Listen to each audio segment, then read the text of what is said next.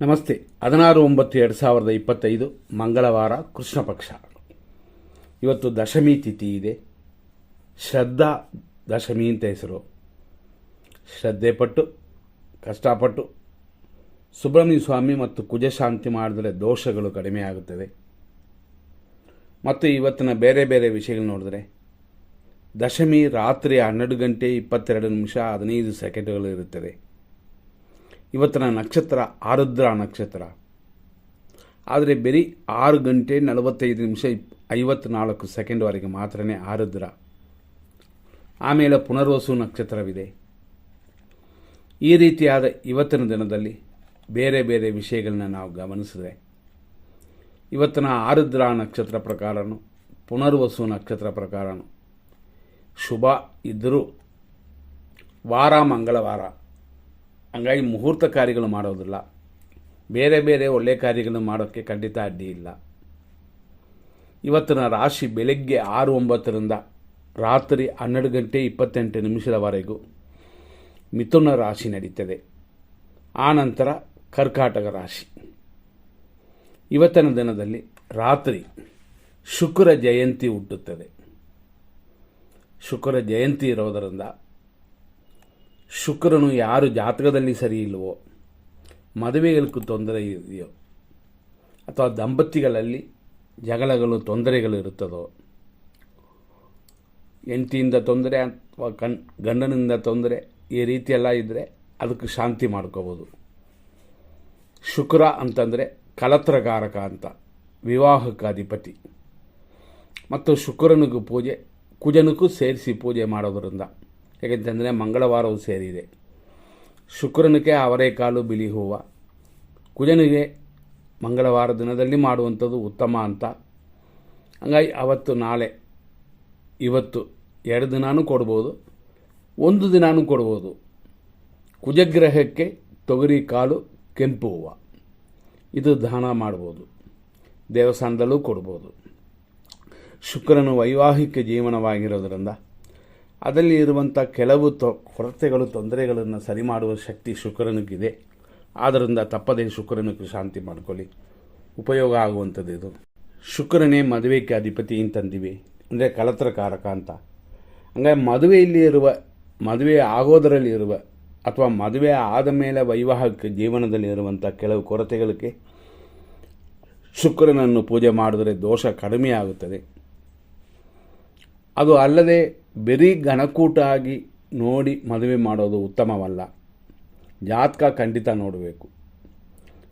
ಜಾತಕದಲ್ಲಿ ಶುಕ್ರನ ಸ್ಥಿತಿ, ಸಪ್ತಮ ಸ್ಥಾನ, ಇದು ಎರಡೂ ನೋಡಬೇಕು. ಮತ್ತು ಈ ಪಂಚ ಅಂಗಗಳಲ್ಲಿ, ಅಂದರೆ ಪಂಚಾಂಗದ ವಿಷಯಗಳಲ್ಲಿ ವಾರ, ತಿಥಿ, ನಕ್ಷತ್ರ ಅಂತೀವಿ. ಯೋಗ ಮತ್ತು ಕಾರಣಗಳನ್ನು ಬಿಟ್ಬಿಡ್ತೀವಿ.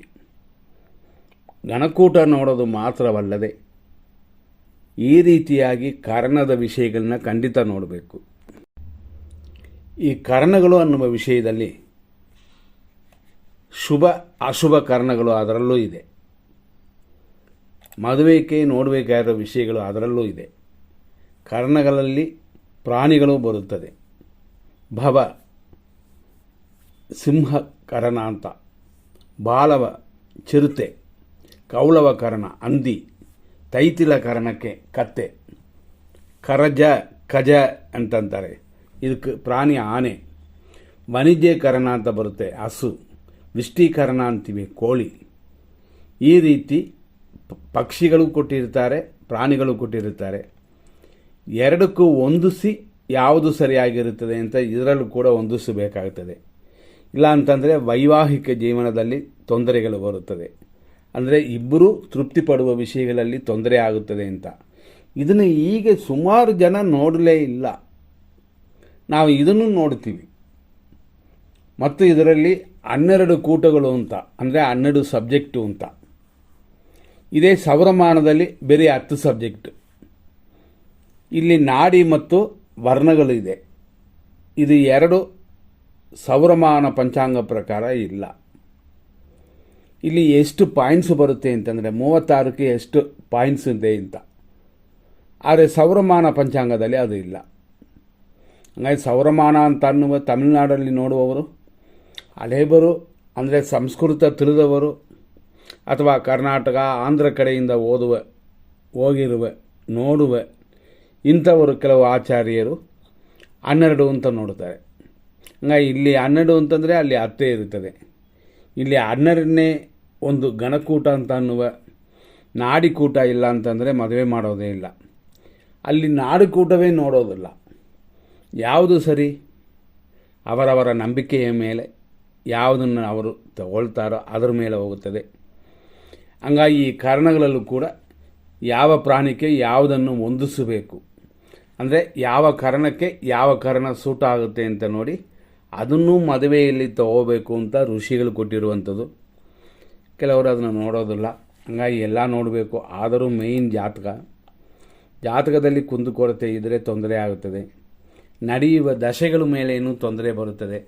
ಇದೆಲ್ಲ ನೋಡಿ ಖಂಡಿತವಾಗಿ ಮದುವೆ ಮಾಡಬೇಕು ಅಂತ. ಈ ರೀತಿ ಇಷ್ಟು ನೋಡ್ತೀವಿ ಅಂತಂದರೆ ನಕ್ಷತ್ರ ಪಾದಗಳನ್ನ ನೋಡೋಣ. ನಕ್ಷತ್ರ ಪಾದಗಳ ಪ್ರಕಾರ ಆರುದ್ರ ನಕ್ಷತ್ರ ಅದು ಸ್ವಲ್ಪ ಇರೋದು 6:46ವರೆಗೂ, ಅಂದರೆ ಬೆಳಿಗ್ಗೆ. ಹಂಗಾಗಿ ಇದು 4ನೇ ಪಾದ. 4ನೇ ಪಾದ ಇಷ್ಟಕ್ಕೆ ಆರುದ್ರ ನಕ್ಷತ್ರವೇ ಮುಗಿತದೆ. ಅಲ್ಲಿಂದ ಪ್ರಾರಂಭವಾಗುವಂಥದ್ದು ಪುನರ್ವಸು ನಕ್ಷತ್ರ. ಈ ಪುನರ್ವಸು ನಕ್ಷತ್ರದಲ್ಲಿ 6:46ರಿಂದ 12:38 ಮಧ್ಯಾಹ್ನದವರೆಗೂ 1ನೇ ಪಾದ. ಆನಂತರ ಸಂಜೆ 6:32ವರೆಗೂ 2ನೇ ಪಾದ. ಆನಂತರ ರಾತ್ರಿ 12:28ವರೆಗೂ 3ನೇ ಪಾದ. ಇಲ್ಲಿಯವರೆಗೂ ಮಿಥುನ ರಾಶಿ.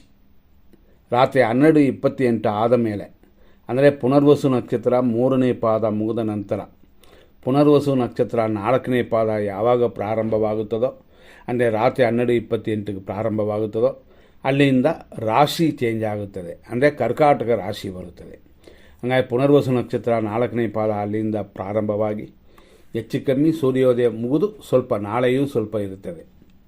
ಈ ರೀತಿ ನಕ್ಷತ್ರ ಪಾದಗಳನ್ನ ನೋಡಿ ಮಗು ಹುಟ್ಟೋದನ್ನು ತಿಳ್ಕೋಬೋದು. ಬೇರೆ ಬೇರೆ ವಿಷಯಗಳು ಏನು ನೋಡ್ತೀವಿ ಅಂತಂದರೆ 100% ಶುಭ ಸಮಯ. ಇವತ್ತಿನ ದಿನ ಪ್ರಕಾರ 100% ಶುಭ ಸಮಯಗಳು ಅಂತಂದರೆ ನಾವು ಎಷ್ಟೋ ಹೇಳಿರ್ತೀವಿ. ಅಶುಭ ದಿನ ನಕ್ಷತ್ರ ಪ್ರಕಾರ ಬಂದಿದ್ದರೆ ದೋಷ ಅಂತ.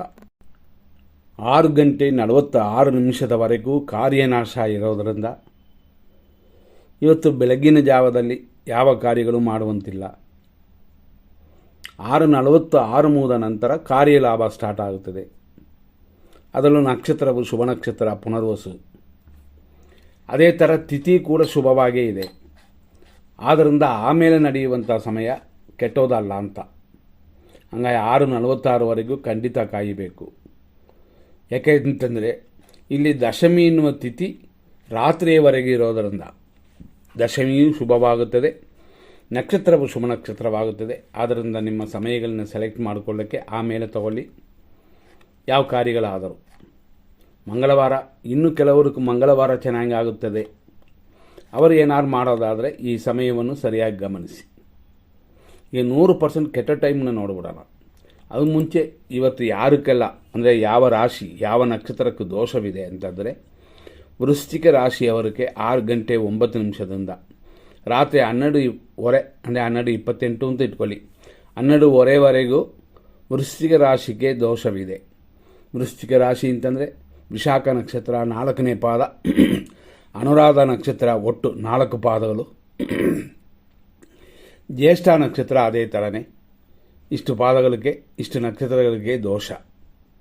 ರಾತ್ರಿ 12:28 ಮೇಲೆ ಧನುಸು ರಾಶಿಯವರಿಗೆ ದೋಷ ಬರುತ್ತದೆ. ಆದ್ದರಿಂದಾಗಿ ಆ ನಂತರ ಸ್ವಲ್ಪ ಗಮನ ಕೊಡಿ. ಇವತ್ತು 100% ಕೆಟ್ಟ ಟೈಮಲ್ಲಿ ಬೆಳಗ್ಗೆ 8:35ರಿಂದ 9:24ವರೆಗೂ ದುರ್ಮುಹೂರ್ತ, 9:11ರಿಂದ 10:43ವರೆಗೂ ಯಮಕಂಡ ಕಾಲವಿದೆ. ಮಧ್ಯಾಹ್ನ 3:17ರಿಂದ ಸಂಜೆ 4:49ವರೆಗೂ ರಾಹು ಕಾಲ. ಅದೇ ಥರ ಸಂಜೆ ಅಂದರೆ ಹೆಚ್ಚು ಕಮ್ಮಿ ಮಧ್ಯಾಹ್ನ ಅಂತ 3:15ರಿಂದ ವಿಷಕಾಲವೂ ಸೇರುತ್ತೆ. ಅದರಿಂದ ಇದು ಅಶುಭ ಸಮಯ. ಸಂಜೆ 4:35ರಿಂದ 6:17ವರೆಗೂ ಮೃತ್ಯು ಪಂಚಕ. ಮತ್ತು ಇನ್ನೂ ಸ್ವಲ್ಪ ಹೊತ್ತರಲ್ಲೇ ಅಂದರೆ ಸಂಜೆ 6:36ರಿಂದ ರಾತ್ರಿ 8:10ವರೆಗೂ ನಕ್ಷತ್ರ ವಿಷಘಟಿಕಾ ಕಾಲ. ಹಾಗಾಗಿ ಪುನರ್ವಸು ನಕ್ಷತ್ರದಲ್ಲಿ ಹುಟ್ಟಿದವರು ಈ ಸಮಯದಲ್ಲಿ ಸ್ವಲ್ಪ ಗಮನ ಕೊಡಿ. ರಾತ್ರಿ 9:17ರಿಂದ ರಾತ್ರಿ 10:46 ವಿಷಕಾಲ. ಆದ್ದರಿಂದ ಈ ಸಮಯಗಳಲ್ಲೂ ಕೂಡ ಗಮನ ಕೊಡಬೇಕು. ಇನ್ನು ವಿಷಕಾಲವೇ ಮುಗುದಿಲ್ಲ, ರಾತ್ರಿ 10:46 ಮುಗಿಯುತ್ತದೆ. ಅಷ್ಟರಲ್ಲಿ 9:45ರಿಂದ ಮೃತ್ಯು ಪಂಚಕವು ಸೇರೋದರಿಂದ ಇದು ಸ್ವಲ್ಪ ಅಪಾಯಕಾರಿ ಅಂತಂದರೆ ಗಾಡಿ ಚಾಲಕರಿಗೆ ಸ್ವಲ್ಪ ಎಚ್ಚರವಾಗಿರಬೇಕಾಗಿರುವ ಸಮಯವಿದು. ಆ ರೀತಿ ಮೇಂಟೈನ್ ಮಾಡ್ಕೊಳ್ಳಿ. ಇಲ್ಲಿಯವರೆಗೂ ಇಷ್ಟು ವಿಷಯಗಳನ್ನ ನೋಡಿದ್ವಿ. ಮುಂದಿನ ಸಂಚಿಕೆಯಲ್ಲಿ ನೋಡೋಣ. ಧನ್ಯವಾದಗಳು.